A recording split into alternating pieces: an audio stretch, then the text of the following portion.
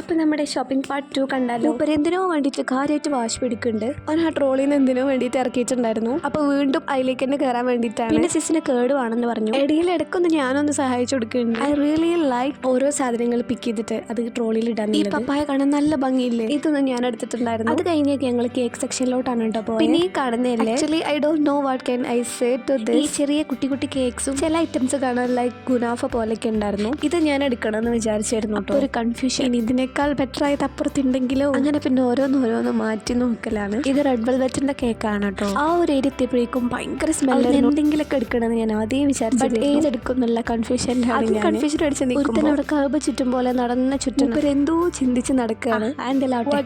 എനിക്ക് ഈ ഫ്രൂട്ട്സിലല്ലേ പൈനാപ്പിളിനോട് ഒരു പ്രത്യേക ഇഷ്ടമാണ്. അതൊന്നും എടുക്കാന്ന് വിചാരിച്ചപ്പോഴല്ലേ അതിന്റെ താഴ്ഭാഗം നല്ല ജാമായിട്ട് കിടക്കും. അത് അവിടെ തന്നെ വെച്ച് അങ്ങനെ എന്തെടുക്കുന്നു കൺഫ്യൂഷൻ അടിച്ച് നിൽക്കുമ്പോൾ എന്റെ അനിയത്തി വന്നിട്ട് ഒരു ചോക്ലേറ്റ് വന്നിട്ട് പോയി. അങ്ങനെ അതൊക്കെ കഴിച്ചിങ്ങനെ നടന്നപ്പോൾ ഈ സംഭവം എന്റെ കണ്ണിൽ കണ്ട് ഒറ്റ നോട്ടത്തിൽ തന്നെ ഐ റിയലി ലൈക്ക് ദിസ്. പിന്നെ ഇതിനെടുക്കാം. അങ്ങനെ അതൊന്നും എടുത്തിട്ടുണ്ടായിരുന്നു. അങ്ങനെ ഷോപ്പിംഗ് കഴിഞ്ഞ് ഞങ്ങൾ നേരെ വീട്ടിലേക്ക് പോവാണ്. So see you next time. By.